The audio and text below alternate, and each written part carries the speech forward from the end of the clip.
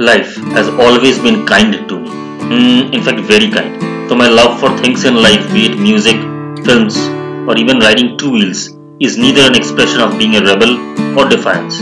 It's the best expression of just being me.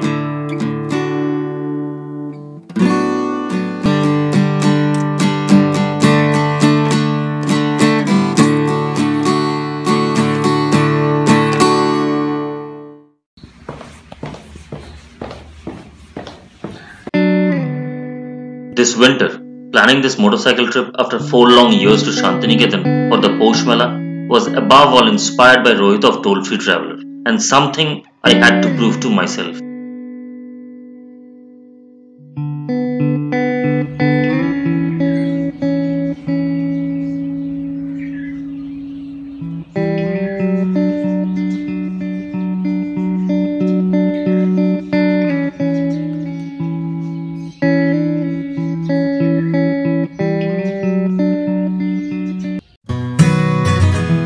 Soon, I had already hit the highway on my Bajaj Avenger after 4 long years. That chilly winter morning, I could already feel something deep inside as I faced the wind on my face, the sun rising behind me, a feeling slowly creeping in that everything that was important didn't mean a thing and could easily be left behind. I was happy to leave the city far behind me. I carried on.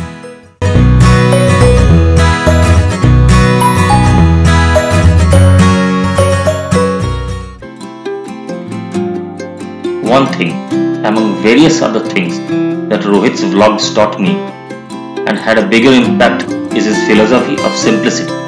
His gadgets aren't important, his driving gears weren't fancy, but his travels had one thing, soul. I was so inspired that I didn't even have riding gear, or didn't even spend money on a crash helmet.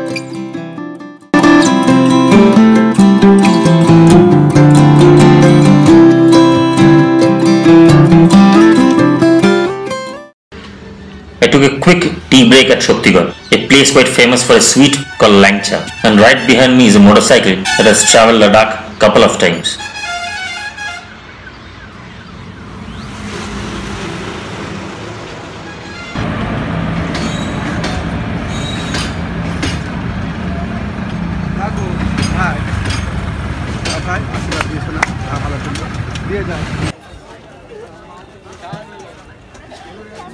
After about an hour's ride, here I was at the poushmela. Though I am regular at this fair, this year it was special on my motorcycle.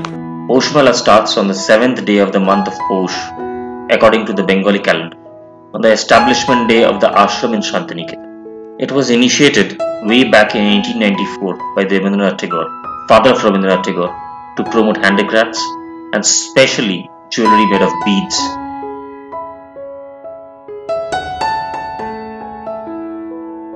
The social and the cultural milieu of any fair or mela as we call it has always fascinated me, and I've travelled to few of them across India myself. Having a keen interest in music and especially folk music, I've always ended up buying few folk instruments without even knowing how to play few of them.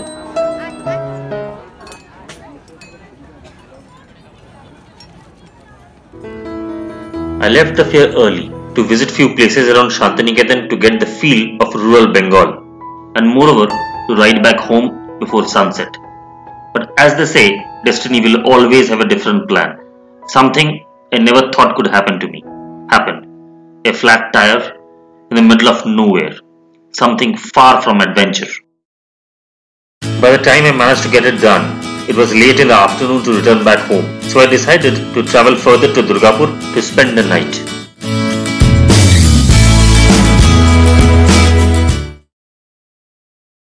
Just before sunset, there I was riding through the roads of Durgapur, a steel city 40 kilometers from Shantiniketan and also the birthplace of an unknown mortal, me. As I was riding through the city, I could relive every moment of my childhood. Every corner, every bend had a story to tell. It had been a witness to everything. My first cigarette, my first love, and even my first heartbreak. Even the house I was born in so many years ago still stood there, guarding all my childhood secrets within its walls.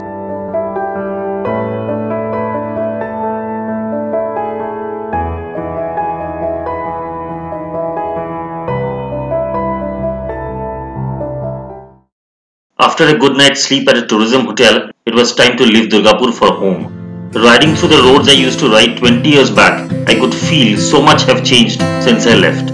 Durgapur is no more that laid-back small town that I always knew.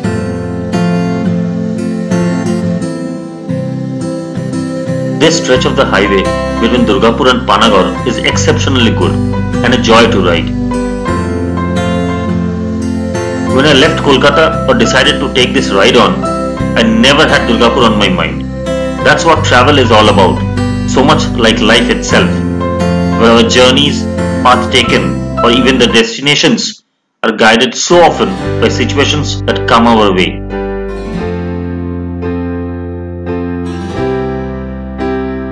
After crossing Bardhaman, I took a break for lunch. This part of the region is almost green throughout the year.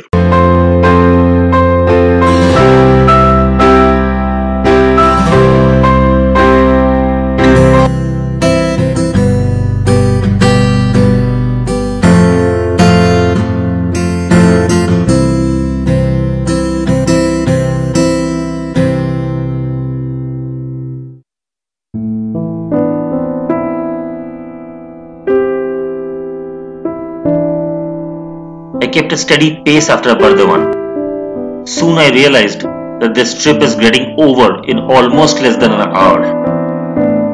As I was getting closer home, proving something sounds meaningless. Defiance is just a word. Rebel didn't have a cause. Attitude sounded pompous. Nothing defined my feeling. Perhaps I was getting back home with something I would treasure more. Perhaps a liberated soul.